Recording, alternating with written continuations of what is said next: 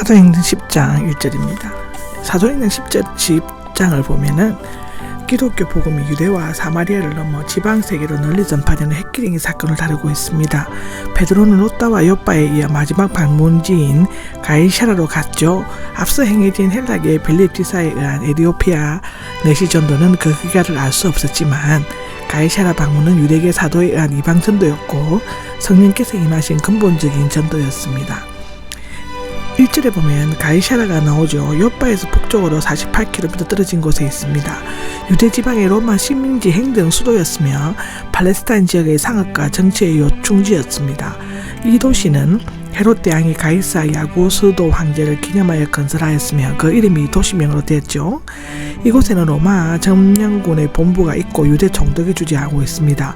고넬리오는 AD 82년 코넬리우스 슬레아가 1만 명의 노예들을 해방시켰을 때 인기 있는 라틴 이름이 되었죠. 이때 노예에서 해방된 사람들은 모두 자신들의 성을 고델리오라고 하였습니다. 아마도 고델리오는 이 먹문 가문에 속해 있었던 것 같은데 이탈리아 부대라고 불리는 군대가 나오죠. 로마 군단으로 약 6,000명이었다고 하고요. 10개의 단위 부대로 나누었고 각 부대는 부대장이었습니다. 이 부대는 이탈리아 부대, 즉 황제 또는 아우구스도 델라스라고 하기도 하였다고 하며 아마도 가이사라에 사는 로마인 즉 이탈리아인으로 구성되었던 것 같다고 성경은 기록하고 있습니다. 가이사라에 있는 총독은 늘 유대인을 불안하게 생각했기 때문에 신뢰할 수 있는 자기 나라의 보병들을 필요로 하였죠. 백부장이 나오는데 오늘의 육군 대위에서 해당되면 약 100명으로 구성된 부대를統술했다고 합니다. 백부장은 엄격하게 선발되었으며 군대의 중추적 역할을 하였다고 하고요. 신약 성경에 나오는 백부장들은 모두 고결하여 기독교에 대해 호의적이었다고 합니다. 2절을 보면 경건하게가 나옵니다.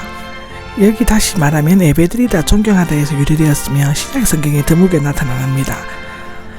독실하게 믿는 올바른 예배를 드리는 뜻이라 되기도 한다고 하는데 실생활에 있어서 하나님 앞에 가지는 올바른 태도를 나타내고요. 경건한 이교도를 가르치되 사용되었다고 합니다.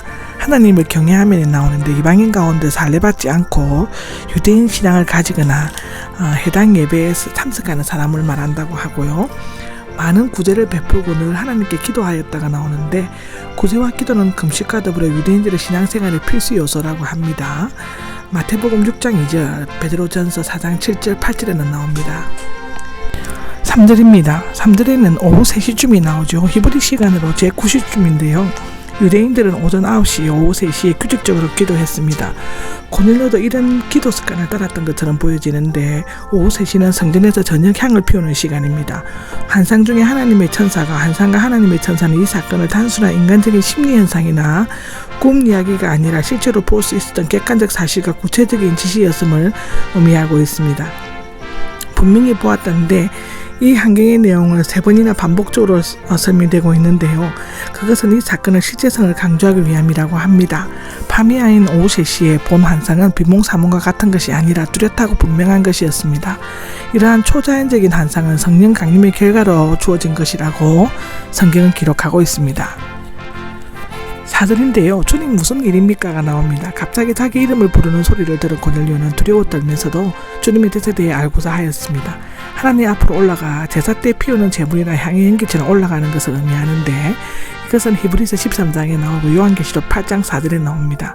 여기 기억되었다는 70인역의 곡물의 제물의 일부분을 가리키는 것으로 사용되었다고 합니다. 레위기 2장 2절에는 기도와 구제는 하나님에 대한 제물로 생각되고 있는데 하나님께서는 고넬료의 기도와 구제를 좋게 인정하여 받아들였다고 시편 141장 빌립보서 4장 18절에는 그렇게 되어 있습니다.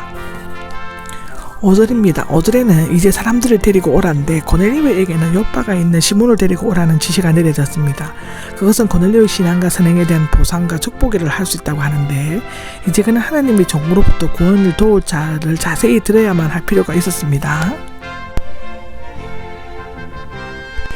7절과 8절은 고넬료는 천사가 베드로를 데리고 오라고 하는 이유를 정확히 이해하지는 못했지만 즉시 실행에 옮겼죠.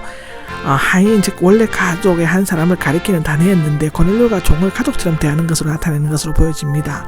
그는 집 안과 밖, 신앙과 생활이 완전히 일치한 것 같고 경건한 공인 한 사람인데 그 주인의 그 종이고 그 상관의 그 부하이라고 합니다.